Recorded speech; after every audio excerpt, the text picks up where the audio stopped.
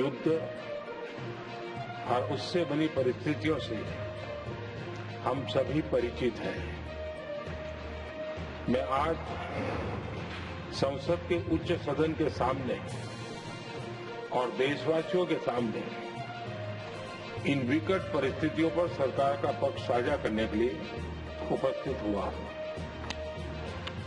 पश्चिम Asia में चल रहे इस युद्ध को 3 सप्ताह से अधिक का समय हो चुका है। इस युद्ध ने पूरे विश्व में गंभीर ऊर्जा संकट पैदा कर दिया है। भारत के लिए भी ये स्थिति चिंताजनक है। इस युद्ध से हमारे व्यापार के रास्ते प्रभावित हो रहे हैं। इससे पेट्रोल, डीजल, गैस और फर्टिलाइजर जैसे जरूरी सामान की रूटीन सप्लाई प्रभावित हो रही है। गल्फ देशों में करीब 1 करोड़ भारतीय रहते हैं, वहां काम करते हैं। उनके जीवन और आजीविका की सुरक्षा भी भारत के लिए बहुत बड़ी चिंता है। होर्मुज स्ट्रेट में दुनिया के अनेक जहाज फंसे हैं। उनमें बहुत बड़ी संख्या में भारतीय क्रू मेंबर्स हैं। ये भी भारत के लिए एक बड़ी चिंता का विषय है। ऐसी विकट परिस्थिति में आवश्यक है कि भारत की संसद के इस उच्च सदन से शांति और संवाद की एकजुट आवाज पूरे विश्व में जाए।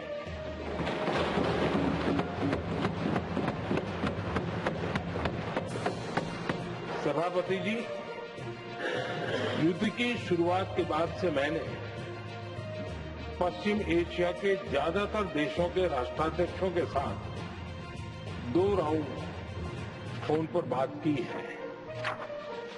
हम गल्फ के सभी देशों के साथ लगातार संपर्क में हैं। हम ईरान, इजराइल और अमेरिका के साथ भी संपर्क में हैं।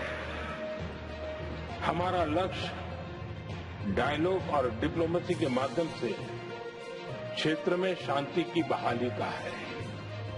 हमने डी एस्केलेशन और हॉर्मुज स्ट्रेट खोले जाने पर भी उनसे बात की है। कमर्शियल जहाजों पर हमला और हॉर्मुज स्ट्रेट जैसे अंतर्राष्ट्रीय जलमार्ग में रुकावट अस्वीकार्य है। भारत ने नागरिकों पर, सिविल इंफ्रास्ट्रक्चर पर, एनर्जी और ट्रांसपोर्ट से जुड़े इंफ्रास्ट्रक्चर पर हमलों का विरोध किया है।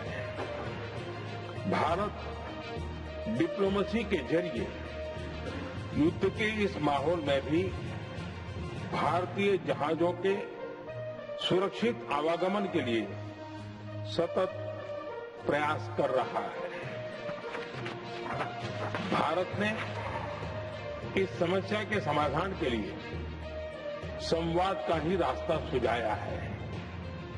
इस युद्ध में किसी के भी जीवन पर संकट मानवता के हित में नहीं है। इसलिए भारत का सतत प्रयास सभी पक्षों को जल्द से जल्द शांतिपूर्ण समाधान के लिए प्रोत्साहित करने का है। सभापति जी, संकट की स्थिति में देश विदेश में भारतीयों की सुरक्षा हमारी बहुत बड़ी प्राथमिकता है। युद्ध शुरू होने के बाद से लेकर अब तक 3,75,000 से अधिक भारतीय सुरक्षित भारत लौट चुके हैं।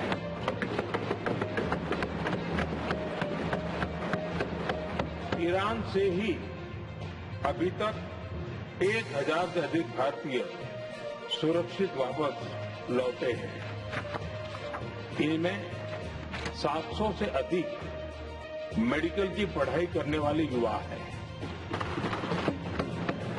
हमारी सरकार संकट के इस समय में पूरी संवेदनशीलता से काम कर रही है। सभी देशों ने वहां मौजूद भारतीयों की सुरक्षा का पूरा आश्वासन दिया है।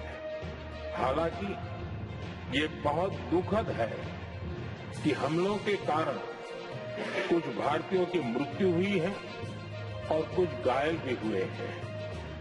ऐसे मुश्किल हालात में परिवारजनों को आवश्यक मदद दी जा रही है।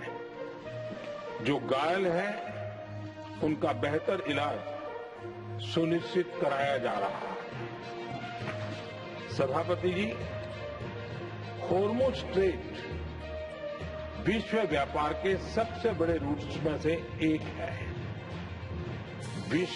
विशेष तौर पर कच्चे तेल, गैस और फर्टिलाइजर से जुड़ा परिवहन इस क्षेत्र से बहुत बड़ी मात्रा में होता है।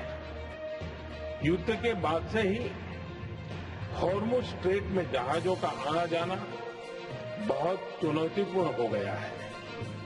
लेकिन विपरीत परिस्थितियों के बावजूद हमारी सरकार ने संवाद से, कूटनीति के माध्यम से रास्ते बनाने का प्रयास किया है। प्रयास ये है कि जहां से भी संभव हो वहां से तेल और गैस की सप्लाई भारत पहुंचे। ऐसी हर कोशिश के नतीजे भी देश देख रहा है। बीते कुछ दिनों में दुनिया के अनेक देशों से कच्चा तेल और एलपीजी से भरे जहाज भारत आए हैं।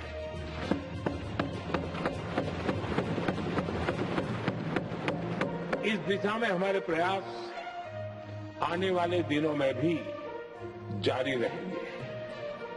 सभापति जी, भारत का प्रयास है कि तेल हो, गैस हो, फर्टिलाइजर हो, ऐसे हर जरूरी सामान से जुड़े जहाज भारत तक सुरक्षित पहुंचे। लेकिन इस युद्ध से बनी वैश्विक परिस्थितियां अगर लंबे समय तक बनी रहती है तो गंभीर दुष्परिणाम तय है। इसलिए भारत ने अपनी रेजिलियंस बढ़ाने के लिए जो भी प्रयास बीते वर्षों में किए हैं, उनको और गति दे रहा है।